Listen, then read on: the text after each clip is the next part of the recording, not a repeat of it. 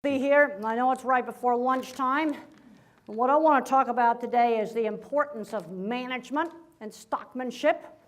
I've worked with beef, pork, dairy. I've worked with many different parts of the industry, and cattle that get agitated during handling had lower weight gains. We found this in beef cattle. The thing I want to get across is management matters. I've been in the beef industry for 40 years. The first 10 years of my career in the 70s, I thought I could fix everything with equipment. If I could just build the right magic equipment, that would replace management. It doesn't replace management. Okay, nutrition, that's definitely not my field, but I understand equipment. Is the mixer actually weighing the feed right?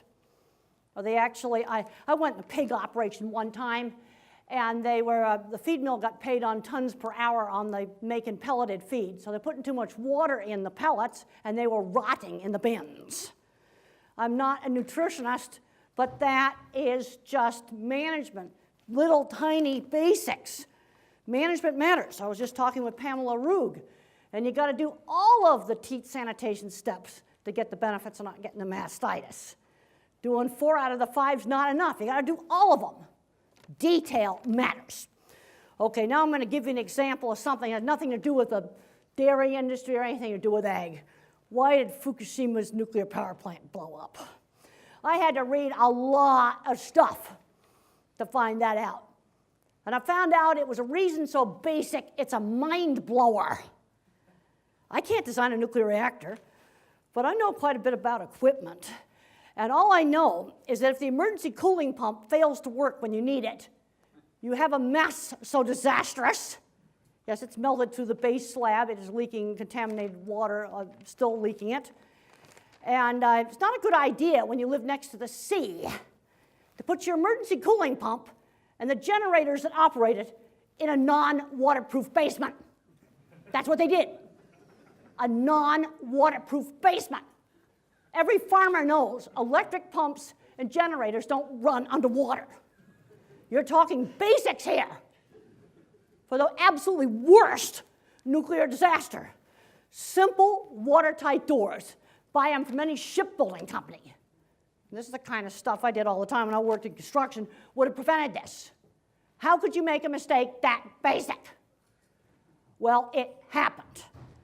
And so it's not too hard to realize that maybe the scale doesn't work on the feed wagon, and they aren't even mixing up the rations that you're discussing. Okay, this is stuff I did beef cattle. Basically, the animals that throw a big fit when you handle them, jumping all around, running fast out of chutes, have lower weight gain.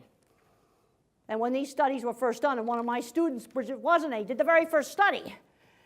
This was back in the mid-90s, and people thought we were crazy. You mean cattle behavior actually could be associated with weight gain? Yes. Well, there's an ancient, there's kind of an ancient paper by a guy named Seabrook. What Seabrook found years ago is that the confident introvert was the really good stock person. So the happy Charlie wasn't. Some people have the knack on being a good stock person, and other people don't. So other people can be trained. But some people are that natural good stock person, and they don't get enough credit. Yes, you go out and buy the fancy new dancy parlor. Also found out from Pamela that there's fancy dancy tricks in parlors that cheat on mastitis measurements.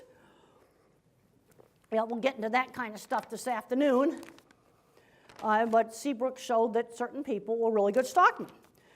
You get in some of the work by Paul Hemsworth. Paul Hemsworth, back in 1981, found that if pigs were afraid of people, they had less piglets.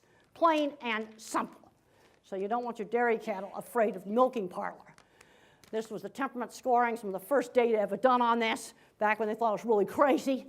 Basically, we found that when cattle throw a fit in a squeeze chute, or a crush as it's called here, jump all around, they have lower weight gain. You know, genetics influences temperament score. What determines how excited an animal is going to get during handling? There's 2 things. Genetics, some animals startle more easily than other animals, and previous experience. They remember bad experiences. Let's make sure the first time the heifer goes in the parlor that nothing bad happens, because she's not going to forget it.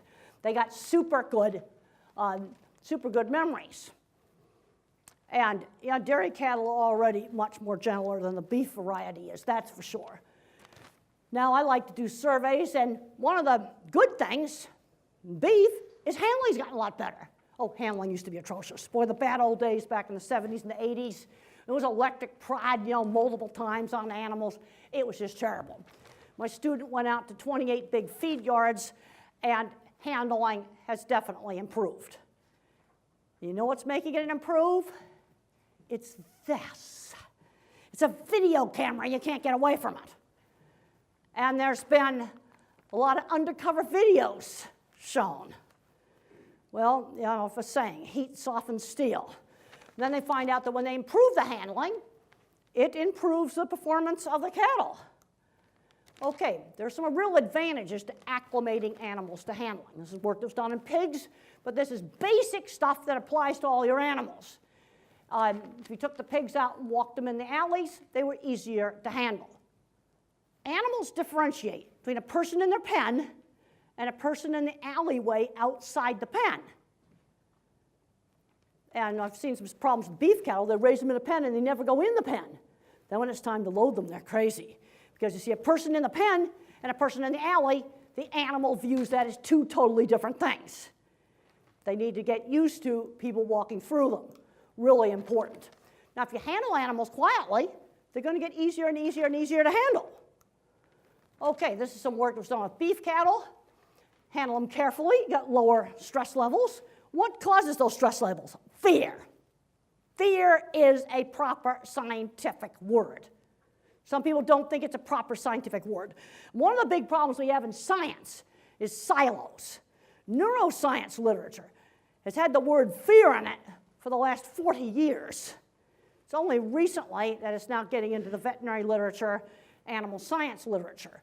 And you take young heifers, you acclimate them to walking through the races, they had better reproductive performance. Yes, stockmanship also takes some time. There's no magic thing. Another thing that Dr. Hemsworth found in his research is people that like animals have more productive animals. Doesn't matter what species it is. Another thing you cannot do is to overwork and understaff. If people get so tired they just don't care, they're not going to care how they do anything. Another thing you've got to do is, especially in really big dairies or any big farming operation, is kind of divided up into units where a person kind of owns one part of it. Like this part of the dairy belongs to me. This other part of the dairy belongs to somebody else. People kind of take better care of things that they've got ownership over. Okay, animals can acclimate to going on a truck. First trip's a lot more scary than subsequent trips. Let's make sure that first experience going in the parlor is a good first experience. No falling on the butt, no getting gates slammed on them or other bad things. Now, animal memories are specific because they're visual.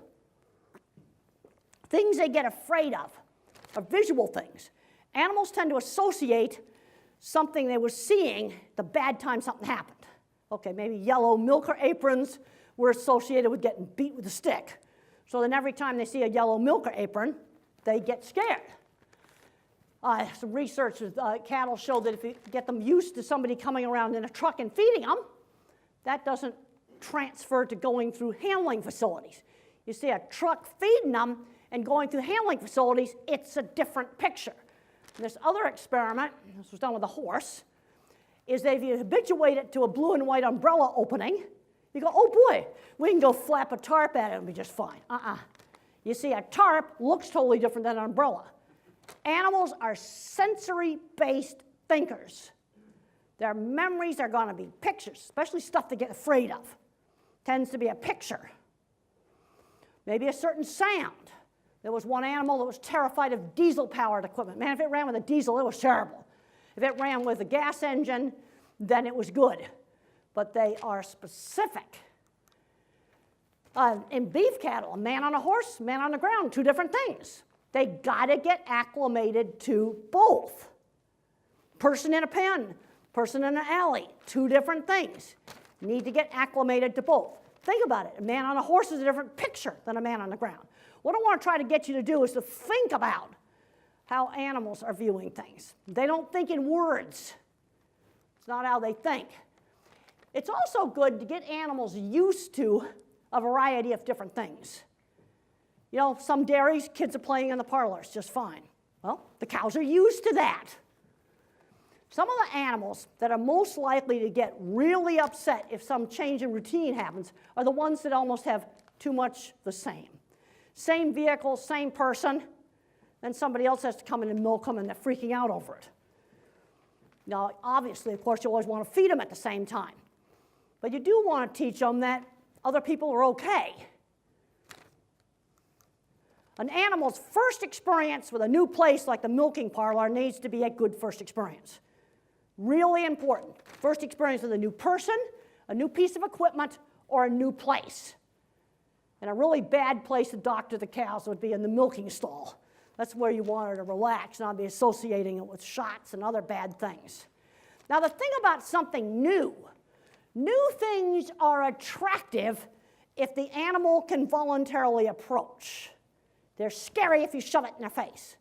That's kind of the paradox of novelty. You've seen dairy cows walk up to a coat on a fence, you know, some tractor put out in the middle of the field and they're chewing the hydraulic hoses off of it. That's a situation where they're voluntarily approaching. You take that same thing and shove it suddenly in their face and they're afraid of it. So you want to introduce something new, just let them come up to it. Now the main thing I want to show in this chart is when you force animals to do stuff, you get a lot of fear stress. And when they voluntarily go through a system, then you don't get the fear stress. And there's an interaction with genetics. Some animals have more flighty genetics than other animals. So when you force them to do stuff, you get a bigger reaction than when they voluntarily go through something. Okay, fear, it's a proper scientific word. Fearful dairy cows, lower conception rates. Wendy Fullwider did a survey of 113 dairies. She was one of my students. And the cows with a small flight zone had a lower somatic cell count. In other words, you go into the dairy and they just take off. That's not a good sign. If you walk out into the housing area and dairy cows take off, that's not a very good sign of stockmanship. And this afternoon, I'll be talking a bit more about, measuring animal welfare. And I'm going to be talking about very simple things. Do a lot of work out in the field, and if things aren't relatively simple, I find that people have a hard time doing it. Well, there's an example of some nice low flight zone productive dairy cows right there. And then we were visiting. Okay, you force animals to run, you're going to get higher lactates, higher glucoses. Then animals voluntarily going through things. And you're going to say, well, this is pigs or this is beef cattle. You know what? These principles are the same. And people can go out in the field and observe some bad beef cattle handling. The Animal Ethics Board's not going to let you do anything deliberately nasty to animals. But you go out in the field, you can still find situations where they're not being handled very well. If you do something like hit them on the head with the squeeze chute like this, they're not going to go back in there again. They remember. I did a little survey where I watched some bulls going through the head holder every month, and there were a few animals that were accidentally bumped right here. Next month they came in here, they're going like this, they don't want to go in. Don't want to go in. And there's a lot of interest right now in giving animals pain relief for painful procedures. It's a real good idea to do that, because if you give them the pain relief, they don't associate you with the painful procedure. When their head hurts or whatever hurts later on, they don't associate that with you. So that's a good reason for doing pain relief, and they don't forget that. Some research with sheep indicated very clearly that when you did something nasty, they remembered it for a whole year. They don't forget. Now, this is at the slaughter plant. Animals get agitated there, it really wrecks the meat quality. There's Seabrook's work, some of Hemsworth's work. People that have a good attitude towards animals have more productive animals. This stuff matters. And sometimes it's hard to get people to understand that this kind of stuff matters. And the engineers at the Fukushima nuclear power plant made this mistake. Disastrous results. Very, very disastrous results. You know, people ought to be pounding down Paul Hemsworth's door, but they'd rather buy the fancy-dancy new parlor than do the management things, because management takes continual attention to details. That's what it requires. You tend to manage stuff that you measure. There's research that's shown that in 3 different studies that lameness will be underestimated by half. If you have 20% lame cows, you'll estimate you only have 10% lame cows until you go and you measure it. And it's important to measure stuff because I want to make sure we prevent bad from becoming normal. You get so used to looking at lame cows, you don't see them. You see, because what happens is it happens gradually. And when it happens gradually, people almost don't realize that it's happening. Here's some scoring we did for animal handling. I hope no dairy cows run, that's for sure. But this is a beef handling system. Now, the other thing that's good about doing a measurement on handling is I can tell, am I getting better or am I getting worse? Okay, maybe we'll save that slide for this afternoon. And I think we'll just do some questions right now. Now, we got a lot more stuff to talk about this afternoon, but the point I want to get across, stockmanship and management, it matters. And I know that's a difficult concept for some people to get through their head. And if that's the one thing you learn from my talk, it's the most important thing you learned. Was that ration actually mixed right? Does this scale on their feed equipment even work? You know, that sounds like a really basic thing. That's the sort of stuff I find out in the field all the time.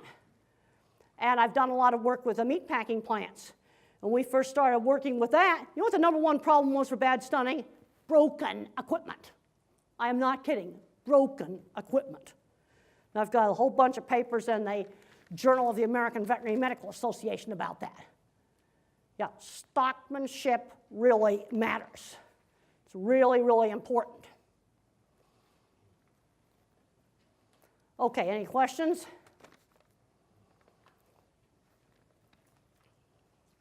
Okay. Nowadays with the financial implication on keeping costs down, there are more and more cows per stockman. Well, there's a point where too many cows per stockman is going to get to be counterproductive.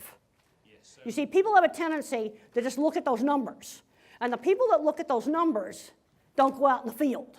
Now, I fly all the time. So I'm going to tell you about what I observed with United Airlines. Well, they got a lot of investors. They're just looking at numbers. So they go out and hire the worst ground crew operations contractor they can find that's so understaffed that my plane waited 20 minutes for the guy to take the 2 sticks and do this. Now, that plane was in a 10 o'clock flight. That messed up the schedule for the whole rest of the day. That plane's now out of rotation. That's like stupid once you go out there in the field and see it. They got a new CEO. He actually went out in the field.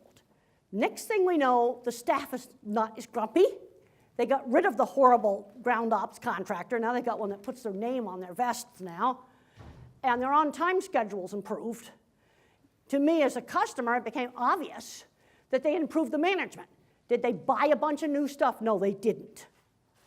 They didn't buy any new stuff that had anything to do with these changes. It was strictly management. It's because we put it this way. The suits get out of the office, get out there in the field, and find out that you can't unload and load a great big jetliner in 20 minutes. Yeah, they would put that on the schedule. The plane would be late. They're going to unload that plane and load it in 20 minutes. You've got to be joking. There's no way you can get the bags on and off that fast. And you can get the people on and off that fast, but not the bags. There's a speed on the conveyor. And working in the meat industry, we worked all the time on timing equipment. That conveyor goes a certain speed. If it goes any faster, it's going to throw the bags on the ground. You know, that's the management. But you have to get out in the field and take a look. And there's a point where that understaffing is going to get really super counterproductive. They better get out of the office and try some of these jobs themselves.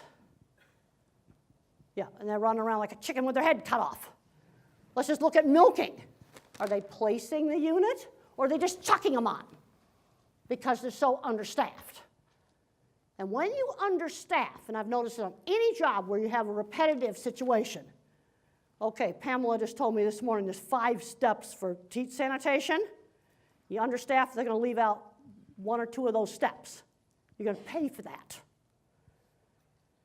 But you've got to get out in the field and see that. And you can speed it up, speed it up, speed it up, and then they're going to leave out a step because they just can't do all the motions. You got to actually do the job to find that out. Well, it's true for meatpacking plants, it's true for milking parlors, it doesn't matter what the job is. Any job where there's a whole lot of things like that you got to do. Well, now Oscar, our new CEO at United Airlines, has got to fight off 2 investors that are going to want to go back and just count the numbers. Then poor old Oscar had a heart attack and he had to have a heart transplant. Poor guy. He had to fight a lot of suits off to improve the management. But I sure noticed it as a passenger. Yep, you got to make sure that all these rations you're hearing about actually are getting mixed the way they are. Are they really? Does the equipment work? Don't ever forget about Fukushima. No watertight doors? Okay, another question? Yes, could I ask, please, do you think that there's any particular age that an animal should be exposed to things on the farm that you want it to get used to? So do you think there's an age that you should be putting animals? Well, I don't know if I'm going to do it with tiny baby calves, but I mean, as soon as you get group and house them, get them used to different people. You don't want to vary time of feeding. That absolutely not. That's something you don't vary. But get them used to different people, different vehicles. You know, because some of the animals that get the most fearful when they have to do something new are the ones that have almost led too sheltered a life. You know, some of those cows that have had the kids playing in the parlor, you know, then they're used to that. It doesn't bother them. But then you have ones where especially in a smaller dairy, one person milks them. What happens when that person gets sick? Then those cows get upset. It's good to get them to learn to tolerate. Different vehicles are okay. Some different people are okay.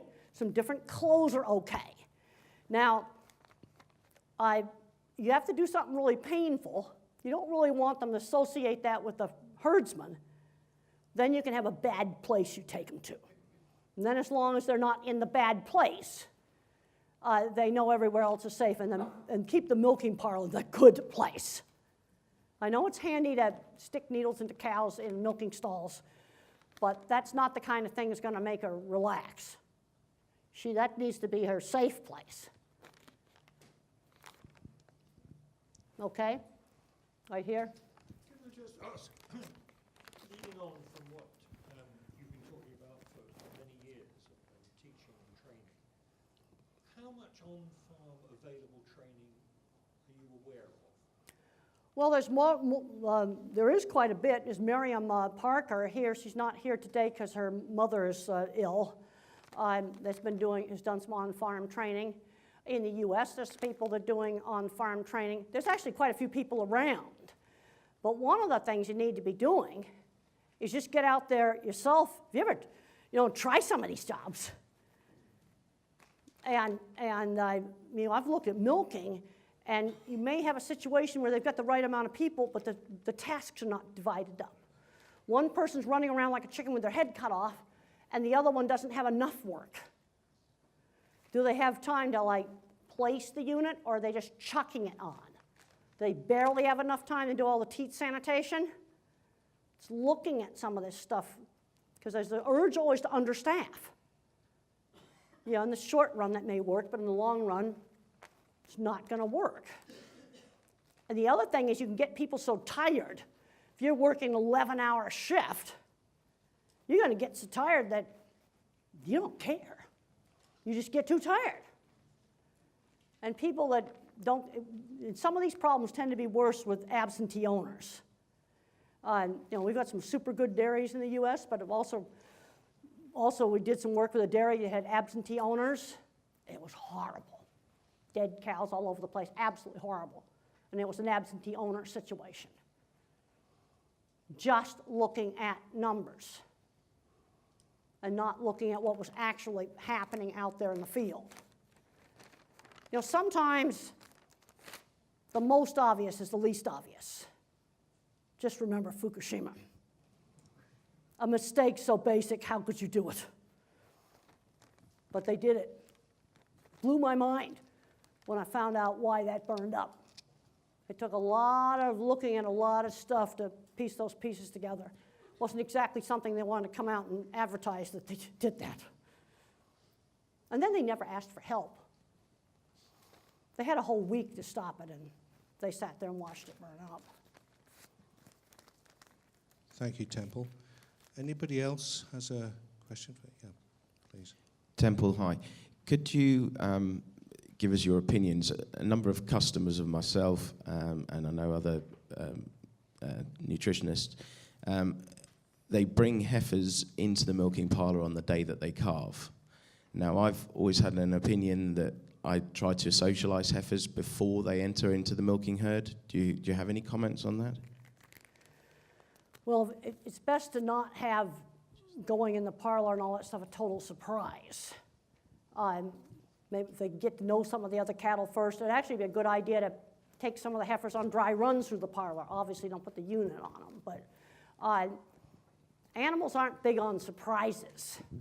The other thing that really helps is if there's a stock person that animal trusts, that really helps. You know, the stockmanship matters. And some people are just natural stock people. Some people are not. Some people can be trained.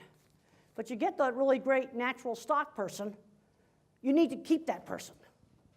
And he may not be the most sociable person. That's what Seabrook found, the confident introvert. I know a lot of people I've seen that are really good stock people. In the U.S. right now, some of our farms are having to phase out sow gestation stalls. And so going into group housing, that requires a higher level of stockmanship.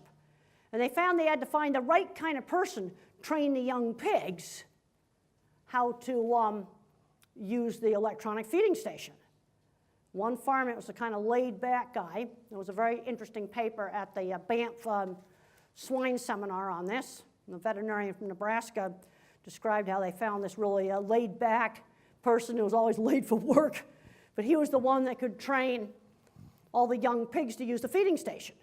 Other people would get impatient, hit them, slap them, and then the pigs would become afraid of the feeding station, and they wouldn't use it. And then the other farm, it was their tattooed drug hippie. They didn't dare drug test this guy. They didn't want to lose him. And he was absolutely the best at training young pigs how to use the feeding station. And then he was so proud of what he did, he shaved off all his hippie hair and beard and covered up his tattoos because he wanted to show people how, he was proud of the fact he's doing a really good job with these pigs. But sometimes it's the person that's kind of different is the best stock person, because you've got to be patient with the young pigs.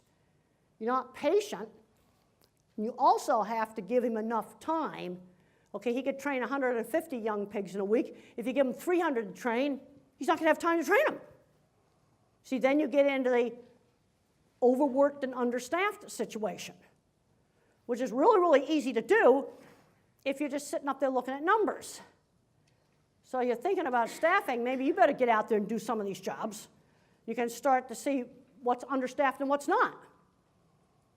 Now, I know what it's like to be driven to exhaustion. I can remember 110 degrees Fahrenheit weather in Arizona vaccinating cattle, to the point where you're so exhausted, you just didn't care. Too hot, too exhausted.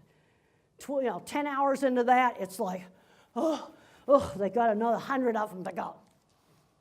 And it's been there. I've done that. And if I've just gotten you to really think about these things. This afternoon, I want to talk about what I did with the meatpacking plant industry and how that model could be applied to dairy. We'll save that for this afternoon, because evaluation systems for large supermarkets have to be simple. There's a lot of welfare evaluation things out there that are way too complicated. I train auditors. We get into fights over what constitutes cattle falling down during handling.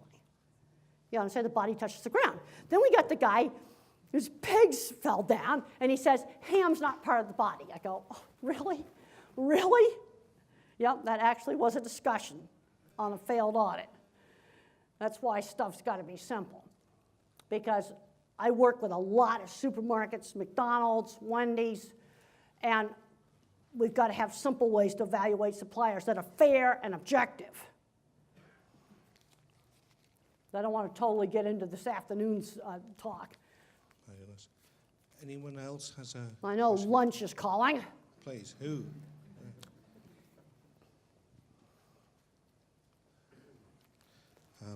Can I, Okay. Temple, please. It's taken me 4 or 5 years to have Temple here today, and to have Temple's presence and her experience is extraordinary. And tomorrow, I hope you get a chance to hear Temple again. She's a wonderful lady. Well, the thing is, you got to make stuff that works out in the field. Thank you. We can get into too much academic stuff, and the thing I've tried to do, and it's not easy, is sort of bridging the gap between the academic and the practical. And I have to say, some of this nutrition stuff went over my head until we got to the last slide. It's not all about grain. Okay. That is the kind of simple thing we got to get down to make it work out in the field. Oh, really? And as for the people that are into nutrition, yes, all that other stuff was interesting. And those soul ulcers, we certainly don't want that. We can measure lameness, that will pick that up. We'll be talking this afternoon about using the critical control point approach, where you measure 6 or 7 basic things that measure a multitude of problems. And they're really messing them up with acidosis. Yeah, they're going to be lame. I'll pick them up on a lameness test. It's got to be simple. And we also got to remember this will not go away. And we'll be discussing some consumer things. One of the mistakes that some of our ag people made is some undercover videos showed how about a forklift knocking over dairy cows at a meatpacking plant. How about a dairy cow that fell down in a rotary? So they put a chain around her neck and lifted her straight up with the loader. And then they tried to get me to try to defend doing that. I'm going, yeah, sure. That's definitely not okay. There was another undercover video where a pitchfork was used in the milking parlor, stabbing at the underside of the dairy cows. Definitely bad. And the way some of the ag groups responded to this was to pass a law that if I bring this in and take pictures at a dairy, it's felony. Well, that looked really horrible in the editorial page of the New York Times. That did not send the right message out to consumers about transparency. That was the biggest mistake they could make. And there was a study done at the University of British Columbia that showed very clearly that undermined consumers' faith in ag. And one of these laws just got ruled unconstitutional. Yeah, freedom of the press. Yeah, how stupid can you get? Ag-gag laws. That was a real mistake. Basically, you just got to make sure you're doing a really good job, and the things you can do, you can defend. You can explain why you're doing things. And I think most things on a well-run dairy is not going to be a problem. But the other big problem I'm seeing, at least at home, is agriculture complains that consumers separated from ag. But on the other hand, it goes the other way. Ag, is, at least at home, has been getting more and more separated from the consumer. Because I asked people in Arkansas, agriculture people deep in the heart of Arkansas, how many of you have a Facebook friend in a major city like Atlanta, New York, Chicago, some big city? No hands went up. Then in another part of the US, I asked the same question deep in the heart of ag country. 2 hands went up. Yeah, ag is getting just as bad. We also need to be getting young people interested in ag jobs. But they won't get interested unless they get exposed to it. People ask me, how did I get interested in cattle? I was exposed when I was 15. My boarding school had a dairy, a little dairy, learned how to milk cows. And when I was 15, my mother got remarried, and that brought a ranch into the family, got me out west, and I got exposed to beef cattle. Students get interested in things they get exposed to. Don't get exposed, they don't get interested. And we need a lot more young people getting into ag. Thank you very much Okay. indeed.